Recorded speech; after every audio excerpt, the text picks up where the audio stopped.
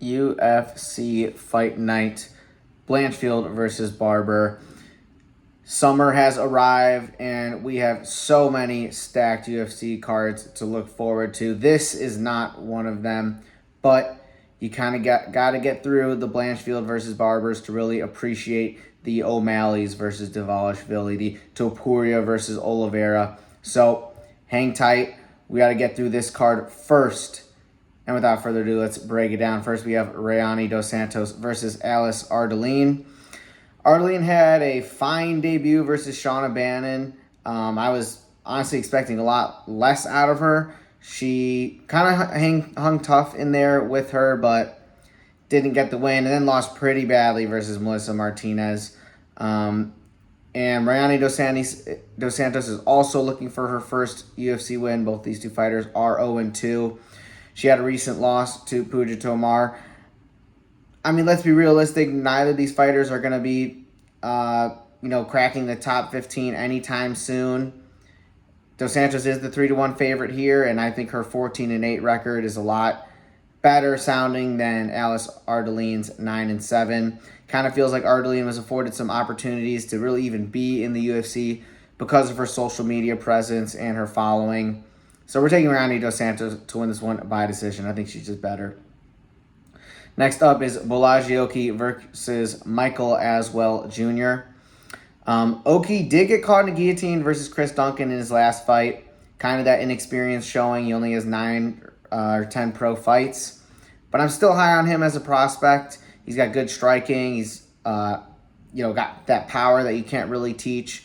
And just from watching some of his other fights, like the Timmy Kwamba fight, like there's a skeleton there. You can see, like, okay, this guy, he's got some tools to work with here. Aswell Jr., there's not a lot of tape on this guy. Not to mention the UFC pretty much just wiped their entire footprint on ESPN Plus's website. So I've really been scraping the barrel. Not that Michael Aswell Jr. would be on there because he has not fought in the UFC yet. But we are kind of going off the dome, really having to scrape the internet for footage on these fighters, which is not ideal. They might have, suckered me into buying UFC Fight Pass after this, so we'll have to think about that. But Aswell did have a Dana White Contender Series fight versus Bogdan Grad, a fight that he lost. And it's not a bad loss. I mean, Grad is pretty good. I don't think he's the most skilled guy, but he's kind of just got that dog mentality, and he just comes at you. I think Oki is far more skilled and dangerous than Bogdan Grad, though. Aswell does have those 11 fights in Fury FC, which I think is one of the more reputable fight promotions out there. I can't really speak on some of the ones that Bolaji was fighting in, so this is a tough one. He is going up in weight, though, to fight Bolaji, and I think that's going to be really tough for him because Bolaji's already kind of a big guy. We're taking Oki by decision here. Trevin Giles versus Andreas Gustafsson got canceled due to injury, so we'll skip that one. Next is Kurt Holobaugh versus Jordan Leavitt. We haven't seen Jordan Leavitt in quite some time, November 23 to be exact, where Chase Hooper pretty much dominated him. We saw the levels in grappling there. Kurt Holobaugh has pretty solid grappling, but I don't think he's on the level of Jordan Leavitt at all. Is Leavitt going to find a submission here? I think that'd be kind of tough. I think Holobaugh is still good enough, defensively to not let him sink in any chokes or anything. But I think Leavitt's younger, more spry. I think he's going to have more in the tank, and he's just going to dominate the grappling positions here. These guys are definitely going to be rolling all over the place, and I think Leavitt's just going to end up on top, and that's going to be what he needs to win this one on the cards. Next up is Jafel Filho versus Allan Nascimento.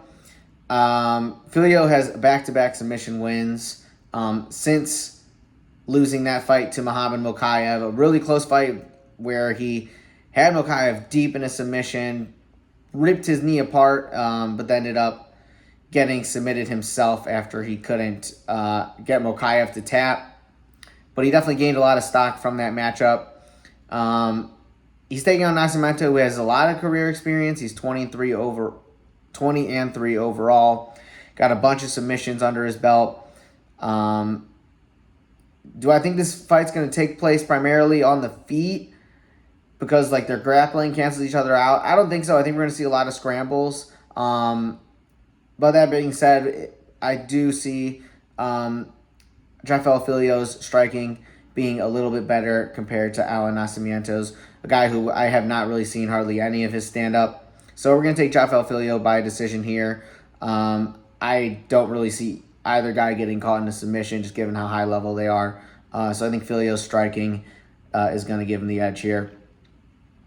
Next up is Zachary Reese versus Duško Todorović. Duško has not seen the scorecards in his last 5 fights. All of those have ended in KO. One of those was due to leg injury back in March of 2023. I think that fight versus Christian Leroy Duncan, when he was making his UFC debut. He came back from that ACL injury and then got KO'd by Mansour Abdul Malik. This past November, Malik was just so much bigger, so much more powerful. So it's hard to tell really what kind of guy we're getting out of Duško because we don't have a whole lot of cage footage to go off of him. Zachary Reese did just get KO'd by Bekoyev, who's a super high-level guy, a guy who I anticipate is going to fly up the middleweight rankings. To me, it just feels like Reese is the much more dangerous guy at this point in his career than Duško, who doesn't have really any KO power, and sometimes with these bigger weight classes, that's really all the difference you need. Duško's going to try and get the wrestling going, and even if he lands a takedown, Zachary Reese does have some submissions off of his back, so he'll pose a threat there. But I don't expect the grappling to play too big of a part here. I think Reese is going to be able to keep it standing and find a KO. Next up is one of the more interesting matchups on this card. It's Ketlen Vieira taking on Maycee Chiasson. Chiasson has found back-to-back finishes in her last 2 fights. Submitted Pani Kianzad and TKO'd Mayra Buena Silva. A fight that she dealt a lot of damage in. Cut Mayra Buena Silva all up and got the doctor stoppage. Chiasson's really high level. She's an Ultimate Fighter winner, and her only losses are really to Pennington and Aldana, 2 of the better fighters in the division. Vieira, on the other hand, has been fighting those higher level opponents for the better part of 5 years, though. So I think she's got the more high-level experience compared to the 2. And really good striking. It'll be interesting to see how the striking is going to play out between the 2 of them. I'm not expecting to see them grapple a whole lot. I think they're going to kind of cancel each other out there. But I do think Vieira is going to be the more well-rounded of the 2. She does pose that sort of submission threat, more so than I think Maycee Chiasson does. They're both really big. Chiasson's going to be a little bit taller in there, but Vieira's could be more physically imposing. I think she's going to be a bit stronger. So we're going to take Vieira by decision. I think she's the more well-rounded of these 2. Next up is Dustin Jacoby taking on Bruno Lopes. Jacoby did get a much-needed KO versus Vitor Petrino this past December. He was coming off of a couple losses before then, like Dominic Reyes. It was a fight that started kind of slow for Jacoby. I mean, Vitor was getting some good work done in the first couple rounds. Jacoby was kind of feeling him out, and then in the 3rd round, just landed a clean right hand that put Petrino out, sent Petrino to heavyweight, it seems. But yeah, we've seen a lot of Dustin Jacoby. He's a skilled striker. His power worries me a little bit. I mean, he put everything into that punch, and if he lands that on anyone, they're going to go out. But I still think he needs to exert himself to kind of land knockout punches compared to some other guys who don't have to put as much behind it and can still find a KO. Lopes, on the other hand, I had a lot of questions about this guy. I watched his Contender Series fight live, the first one versus Brandon Ribeiro, and I did not like what I was hearing. He had mentioned that he had retired from fighting at some point, and then he went on to get KO'd by Ribeiro. But He has not lost since then. He's 14-1 overall. And most recently did get a win over the undefeated Gaji, a fight that he showed kind of the whole package, defending some takedowns, showing off his grappling and his striking. Jacoby's obviously going to be a threat on the feet here, but I think Lopes is a lot more skilled striking than Vitor Petrino. I think he's got the power to do a lot of damage to Dustin Jacoby. And we just haven't seen Jacoby put together a string of wins in quite some time. So all that considered, I think Lopes is going to find a KO here versus Dustin Jacoby. He might have to eat one to give one, but I think he's got a lot less miles on him, and he'll have a lot better ability to take a shot to sort of land that KO. Next up is Billy Ray Goff taking on Ramiz Brahimaj. Goff is a big favorite here. He did lose his most recent fight to Trey Waters, fight that I kind of totally forgot happened. Similarly, I totally forgot that Trey Waters even existed. Apparently, he had surgery, so it'll be interesting to see when he makes his return to the octagon.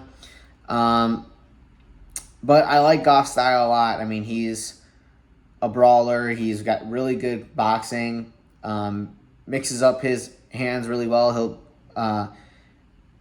look to attack the body like he did versus, what was his name? Yusuke Kinoshita, where he landed that body shot KO. And then obviously he's got really strong hooks and can put guys out that way. Ramiz is not the level of striker that Goff is, and I think the power difference is going to be pretty significant. He did have a KO over Mickey Gall, but that's Mickey Gall. So the submission threat is there, but I think Goff's wrestling is going to be good enough to keep it on the feet where he can find a KO over Brahimaj. Our co-main event is Mateusz Gamrot versus Ludovit Klein. Klein is fighting for a top 15 spot here. It feels like he's been working towards this for a super long time. He's been in the UFC since he was 26 and he's 30 now. So he's got a good combination of fight experience. He's got like 28 pro fights, and he's 30 years old, so he's in the prime of his career. He is on a 4-fight win streak, but definitely taking a big step up in competition. The most impressive of those 4 wins was that victory over Bahamondes, a guy who was so much taller, but he was able to get a lot of good work done on the feet. Rocked Bahamondes a couple of times and fended off the grappling. And yes, that was 2 years ago, and I think Bahamondes has improved a lot, but definitely a win over a high-level opponent. Klein's got really clean striking. He's super athletic. Obviously, he's got that smaller build. So he could be, a look of things to come for Ilia Topuria, just kind of similarly built guys who are really explosive athletes.